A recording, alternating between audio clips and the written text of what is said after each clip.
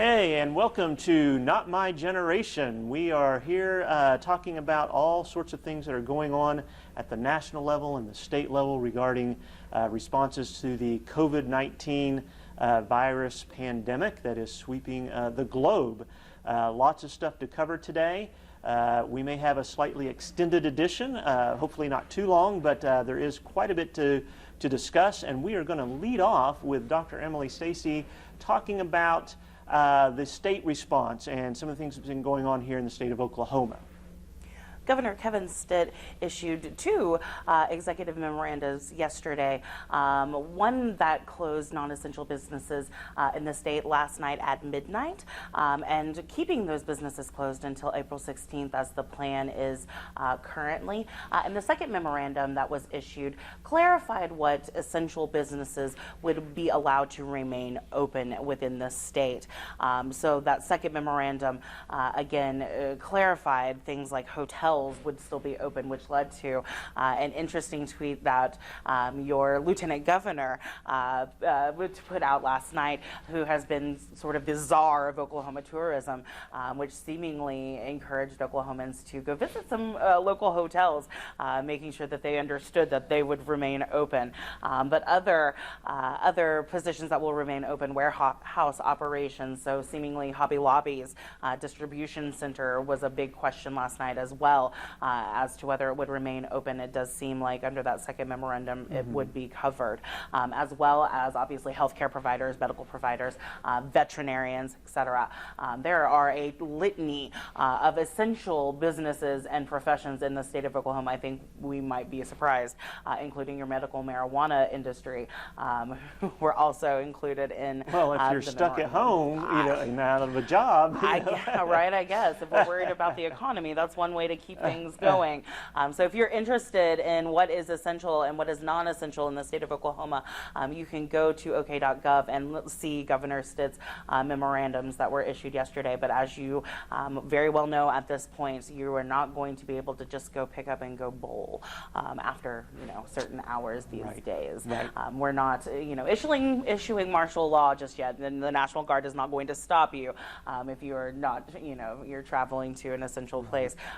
We're not there yet. However, it has been issued for those 19 counties so far that have been affected by COVID-19. Sure. So, and I think that's an important point. Is this covers really those 19 counties that have had cases of the virus reported, right? Yeah. And so if you're not in one of those counties, then it's kind of up to the local levels of government, counties or municipalities, as to how they want to handle that. Is that correct? Absolutely, and it's a very libertarian solution, Uh-huh. correct?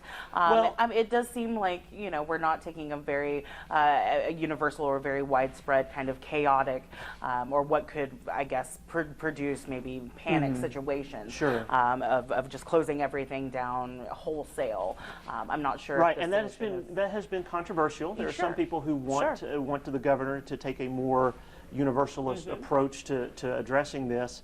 I think part of the question there becomes, given that we do have this lack of knowledge, which we'll talk about a little bit later, about this virus, there can be some benefits to kind of having some policy flexibility between different units of government to kind of figure out what is the best approach, right? And so I think you can make certainly from a political science standpoint, from a public policy standpoint, a case that not having a one-size-fits-all might give us more knowledge about what actually works. Absolutely.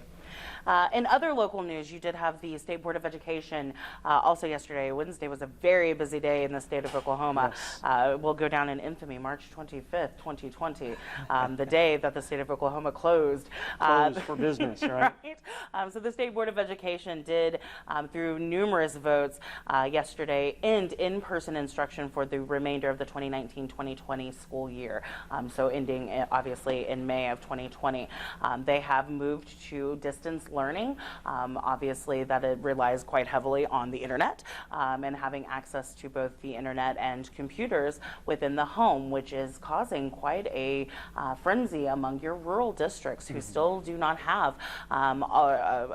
across the board, have reliable access to internet as well as computer resources beyond the school itself. And so closing down the buildings could and will likely produce a lot of problems for those students in both low-income areas as well as those rural districts. And I think this is the concern that some have expressed, is that what do you do with those students who, for whatever reason, don't have access to internet? Are they basically out of luck? Now, I will say we do have, especially in Oklahoma, there are a variety of resources that are available both within the state and kind of nationally through organizations that can help parents if they're kind of in this situation of, listen, I don't want my child not learning anything for the next 4 months. There are resources that are available to them.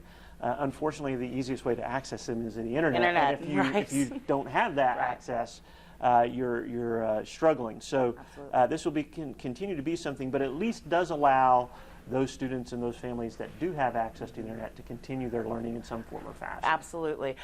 Then there's the more real aspect of things. You now have parents who are furloughed or are staying at home, self-isolating, etc., working from home, who have now become de facto homeschool parents. That's right. Absolutely. And so this is new terrain for all of us to be navigating. Even those of us with degrees are probably having a little bit of a strange transition at this time. Exactly, and it'll be interesting to see kind of what kind of policy outcomes result from this, right? So we know that these kind of events can reshape the way we view certain activities, and so will we see some innovation within the education system?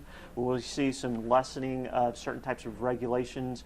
We know that certain FDA regulations have hampered some of the effect of getting testing out and some other things. So we're going to see some policy innovations as a result of some of these crises. Let's hope so. Maybe we'll be a little bit better prepared the next time around. Knock on fake wood. Before we move on to unemployment, I would like to give just a mild, millennial PSA. I do see way too often on Twitter, which I'm addicted to by this point, dear audience. And that's because you have banned yourself from Facebook. Right? I have, so, that's a whole nother episode. My classes hopefully are watching this. They should be watching this. This will be a current event discussion board very soon. But I do have a beef, just a little bit of a millennial beef with this.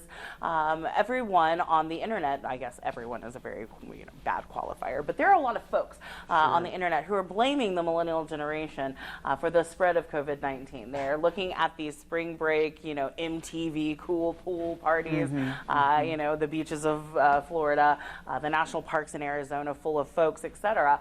And they are blaming the millennial generation. And I just would like to say, hi, folks. I'm the millennial generation. I am 35 years old. I have a 1-year-old on Saturday. And we have been at home for the last, 2 You weren't on the beach during spring break? We were definitely. I'm shocked. I know. My itty-bitty, teeny-weeny yellow polka dot bikini stayed at home, kids.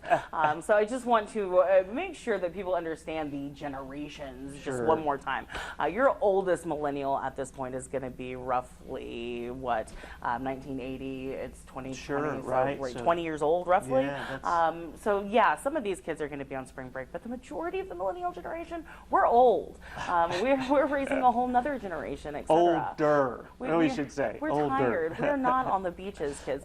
So it's Gen Z you want to shake your fist at there now, you go. boomers. Right. It is not the millennials out there. So that's my PSA for today. Yeah. And I do think that's an important point is it does seem, and maybe again, the way the media works, sometimes these things can be seen as more broadly and widespread than what they are. But it does seem that younger people, that 25 and below crowd, are not taking this as seriously as perhaps we would like them to. And the concern is not that although we do have episodes of young people getting the virus and getting seriously ill, but the concern is much more that they could contract it and then spread it to a more vulnerable population. Right. In fact, you just had your first death under the age of 18 yesterday. Right, right. So it is serious even for that age group. Absolutely. If you've got an underlying condition, it doesn't matter if you're 80 or 8 months. That's right. I mean, you're susceptible to this disease. There's not herd mentality. We don't have a vaccination for this. So in that way, it is not like the flu, right? We keep hearing that this is just, like the flu epidemic, et cetera, except for we've, by and large, been vaccinated. There's a herd, response to this, a herd immunity to the flu. This new COVID-19 coronavirus. We have not seen that. It's novel, right? It is brand new. There's no vaccination for it, and so we are all susceptible, no matter who we are. Right. So, with that, let's talk about unemployment. Yes. So this is a big deal. Yeah. We just got reports before we rolled up into Rose State College campus that the national unemployment claims for this week are almost 3.3 million, 3.2 to be exact. And that's a record-breaking number. Yes, of, it is of record-breaking. claims, right? Yeah. Right. So this is extremely dangerous, and you're the economist here. Can you explain why this is such a big deal? Well, yeah. I mean, obviously, this means that there are a lot of people who are now out of work, right? And this should be obvious to us when you start shutting businesses down. Those businesses aren't going to have the revenues to pay employees, and those employees now are going to be at home. And this leads to all sorts of types of outcomes that can be as bad as the virus in some sense, right? If I can't pay my bills, if I can't provide food, if I can't do get medical prescriptions, things like that, because I'm now broke, it can be very devastating to a household as a result. So this is concerning, and the numbers are likely to grow before they start coming back down, right? So this may be the first of several of these types of events that we see. Sure. This leads us kind of to what is the government trying to do to alleviate this problem, right? What are we trying to see, both at the national level and even at the state and local level, government's trying to do to respond to this unprecedented economic impact, if you will, of this virus. And so the Senate late last night passed the third in a series of bills designed to try to help support the country during this time. This was kind of the economic relief package that they passed. And it contains all sorts of things. I'll start with what's included for households, right? So it included a $1,200 per adult tax rebate. So basically, each adult in the household will receive a check for $1,200. I say a check. For many of us, we get our refunds through direct deposit. So whatever mechanism you get that through would be the way it would be distributed. There's included another $500 per child under the age of 17. So for a family of 4, that could mean up to $3,000 that they get in direct financial assistance, cash, basically. It defers student loan payments until October of this year, so October 2020. There was included funding for child care assistance and senior assistance.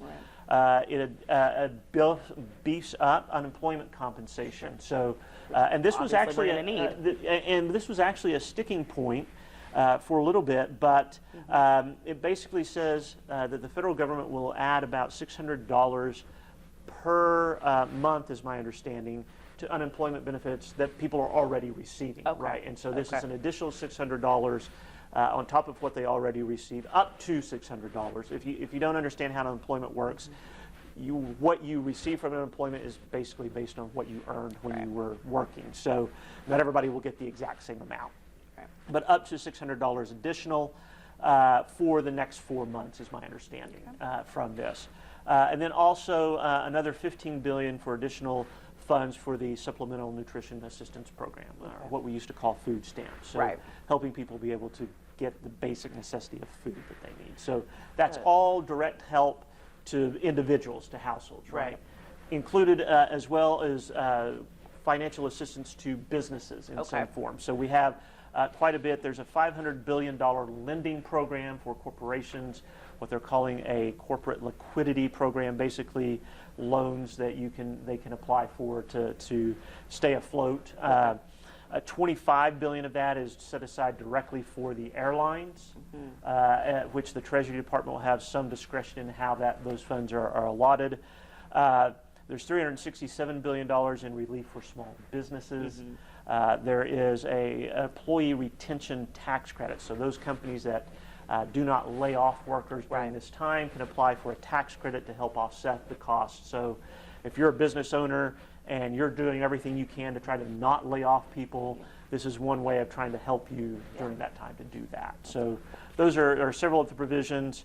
There's $150 billion for state and local governments to help offset. So most states have mandatory balanced budgets. Oklahoma is one of those. And so unlike the federal government, we can't run in a deficit. And so what does that mean for Oklahoma? Well, you tack on the extra cost of dealing with the virus, with the financial crisis of the tank in the gas industry, oil and gas industry.